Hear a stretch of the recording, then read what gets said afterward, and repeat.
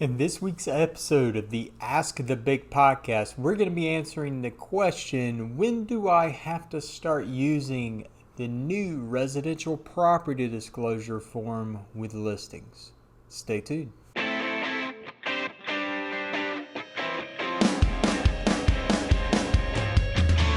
You're listening to the Ask the BIC podcast, where you'll hear answers to the most frequently asked questions from North Carolina real estate brokers. Submit your questions via email to askthebic@gmail.com. That's askthebic@gmail.com.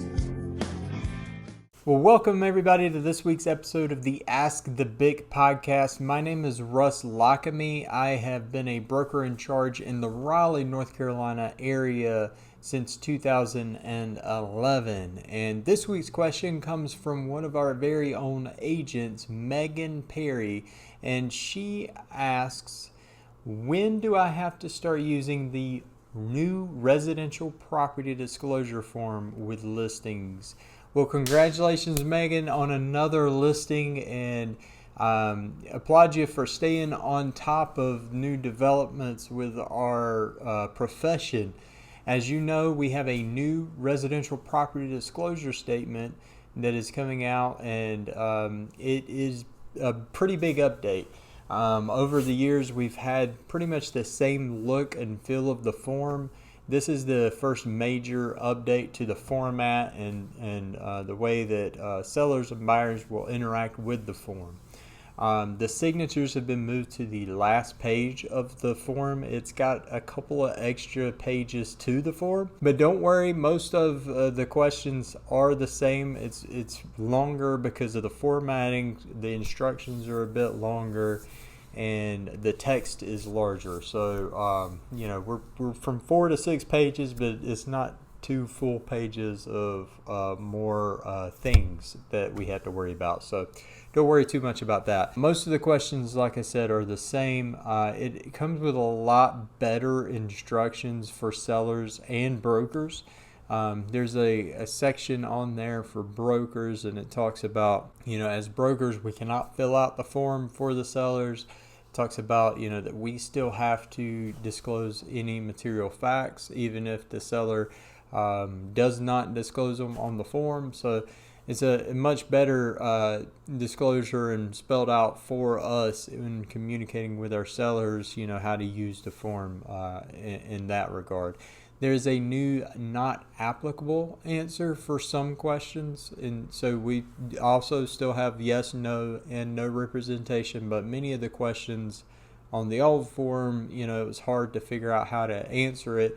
And everything, because it didn't apply to that particular home. So now we have a not applicable or NA on many of the questions that we can help sellers complete the form completely.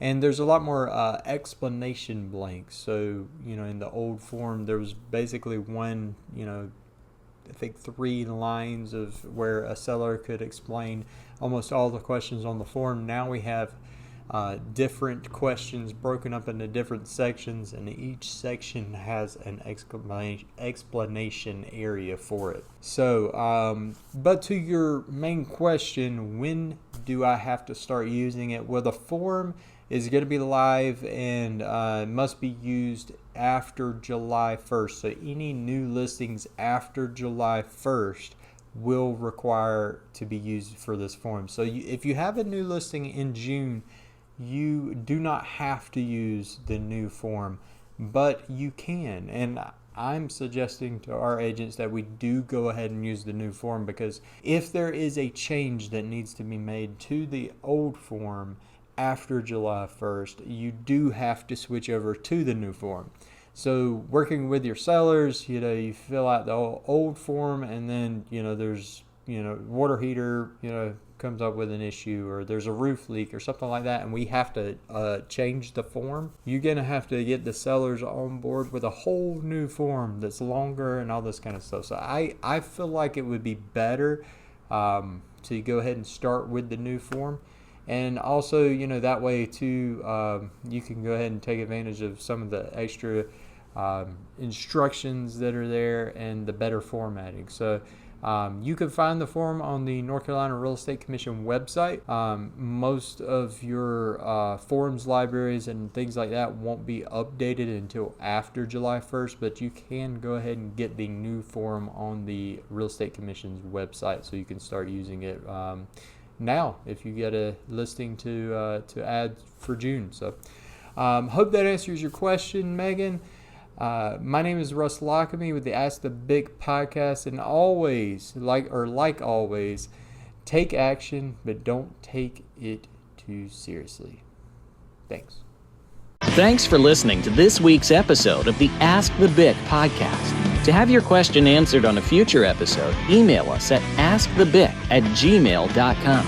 That's askthebic@gmail.com.